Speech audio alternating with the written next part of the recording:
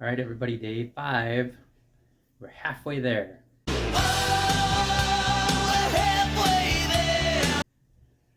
Don't know if we're going to make it. Let me show you the calendar back behind me. So here we are, day 5. And I've got to get a start on the seat. I've got to tear the glove box off, get the carb taken apart, and take that light bracket off today.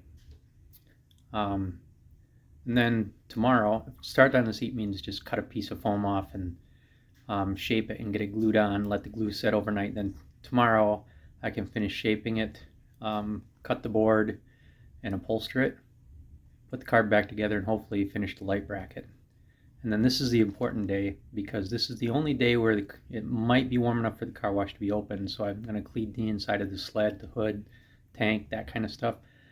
And if it's not warm enough, then I'll just wipe it down with a lot of WD-40. All right, and then I got to get on to the leak. I got to find where the radiators or the coolant's leaking, and if there's an oil leak. And that's what Find and Fix Leaks is on Friday too.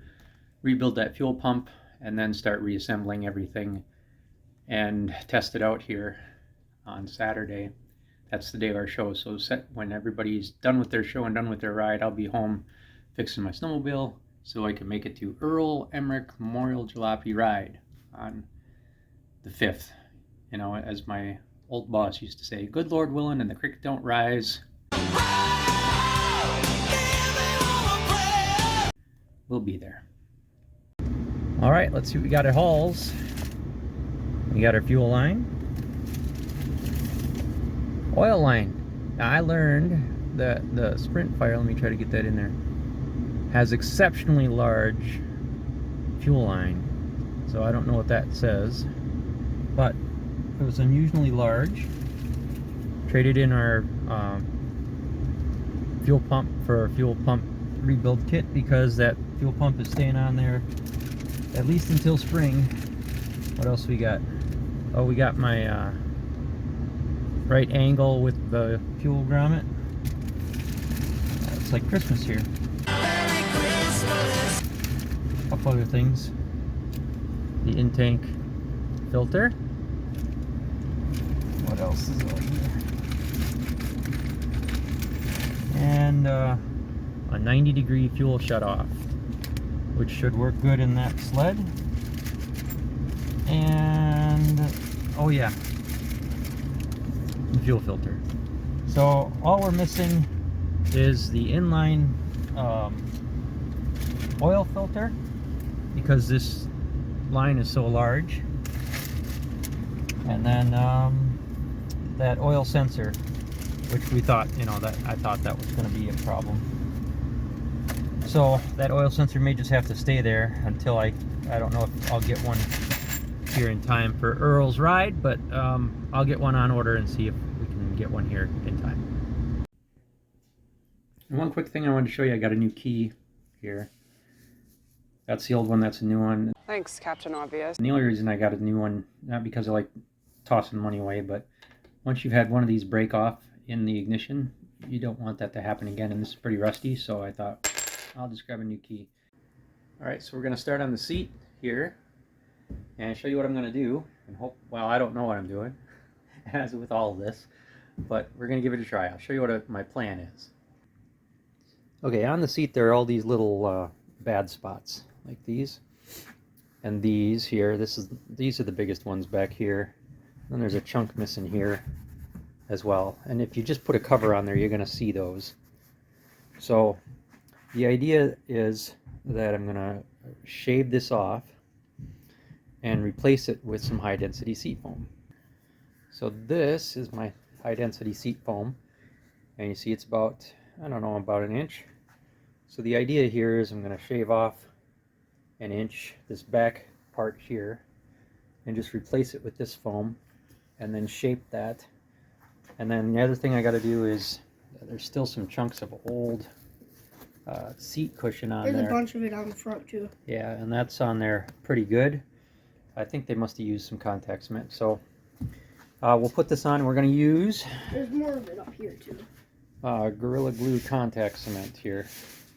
Rubber cement, sorry, not contact cement. to put that on there. So There's another hole here. I don't know. fix this and fix this, and that's the plan. We'll see how we do.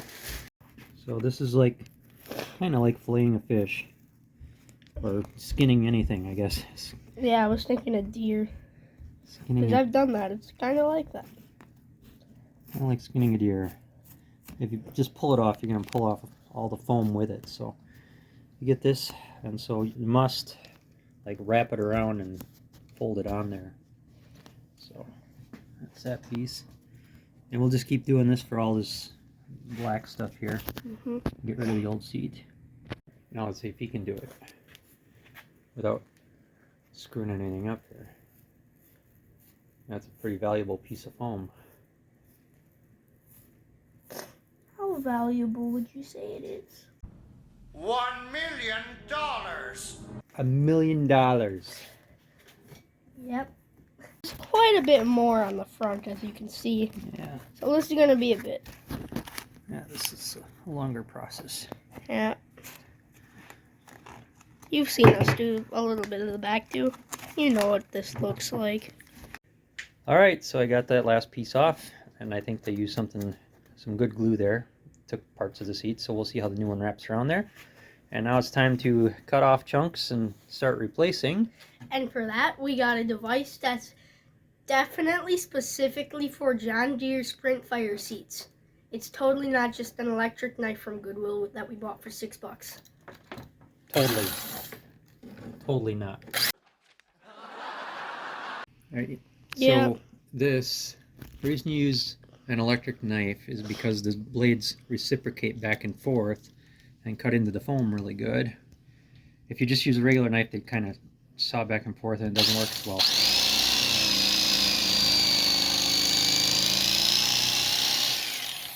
So in theory,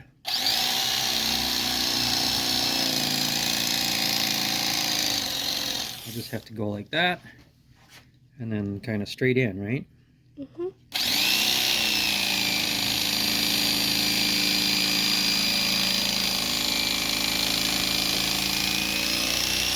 We're doing this so that the new foam has a good surface to adhere to, a flat surface to adhere to. Oh, we'll have to see how this is going to work over here in the corner.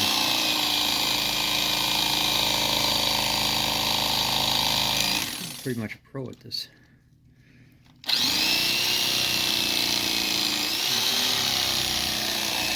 feel like I'm carving ham.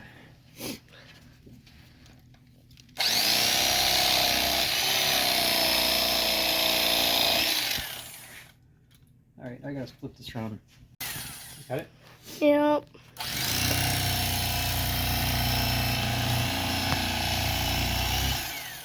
We're getting rid of most of it. And hopefully it turns out about the right depth. Come on.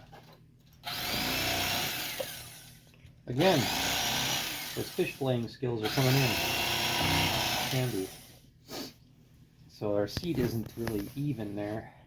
That's fine. But the way that works is that you put this on like that and glue it. And then you trim it. And then you trim it, you shape it, right? Also, I love how you just completely eyeballed everything. Well, everybody's got an eyeball. Right, and then for those little dents on the side, I'm just cutting in a little notch. And again, we'll put a piece of foam in there, and it should have square edges to adhere to, and then we'll shape that around. And I don't know if that's right or if it's actually going to work, but that's what we're going to do. This little piece here, these two big indentions here, and the thing about these is that the foam is kind of rotten away on those two. So I think something got under the cover and kind of, or the cover was cracked there maybe. They are rotting.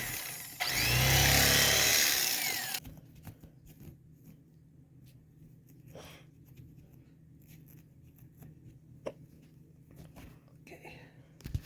That should be exciting to try to fit some of the foam in there. Alright, so 3 cuts. We got these pieces out. of the back, and now we're gonna work on this thing in the front. Do this cut first. I know.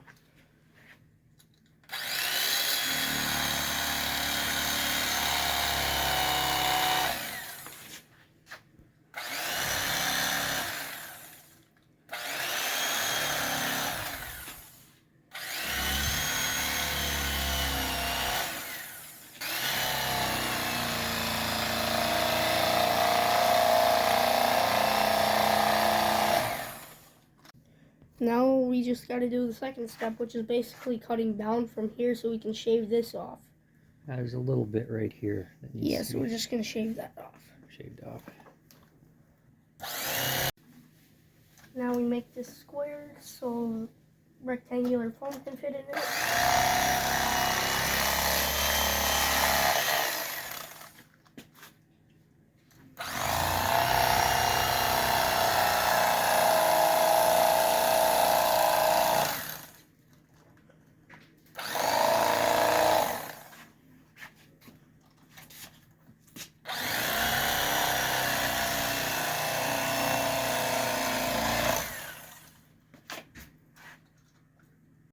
Don't screw it up.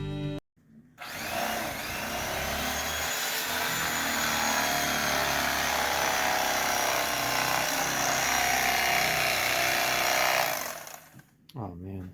That was an accident. Okay, let me fix it.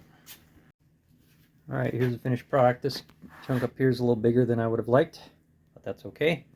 And we got these sections back here, and we can start putting foam on there and gluing it down now. Cutting pieces that hopefully fit in there pretty precisely anyway.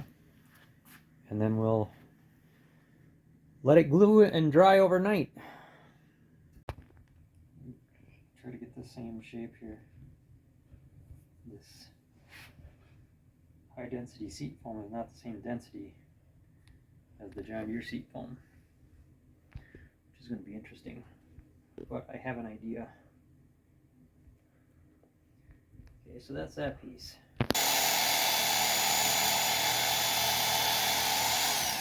And always cut on the outside of the line. You can always shave it off.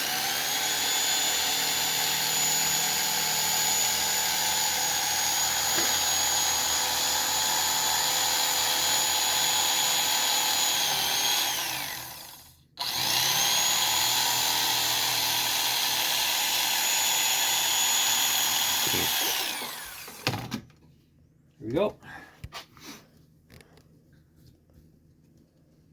Not that it matters. That's going to go in there.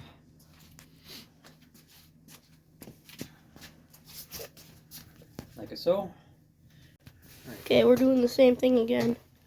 This one is filling this little spot, so slide it all the way forward here. It's kind of going to suck to get in there. Well, Or even Sharpie. I'm going to go like this. Yeah, and then you can trim it. There we go.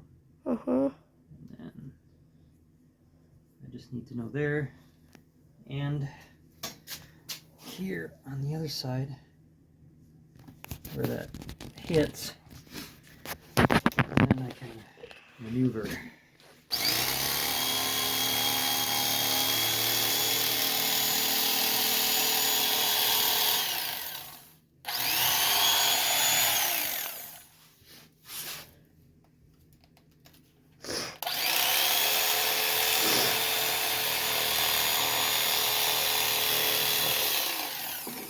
Let's see how that looks.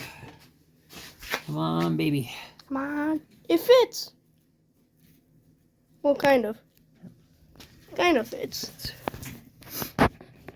Okay, so the lesson here is to cut it just a little bit bigger than the area so you can squish it in there. And I got it the wrong direction. Good job. There we go. Okay.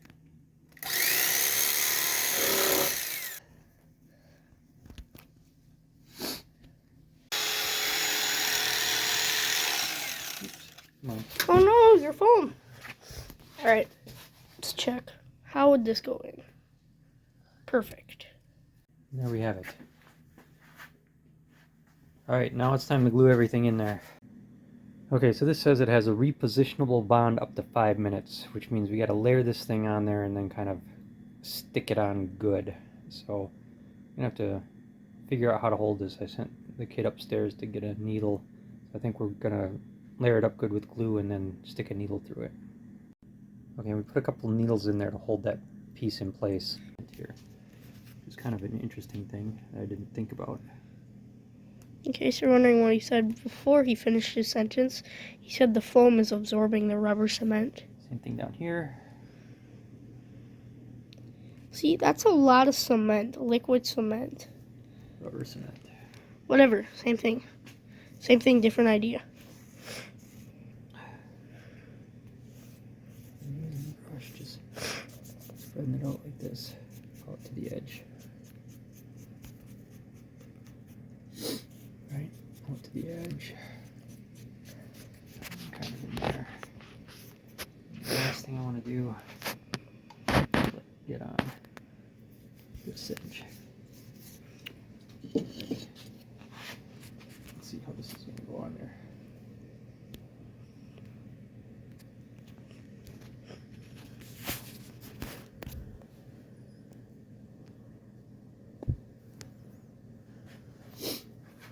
All right.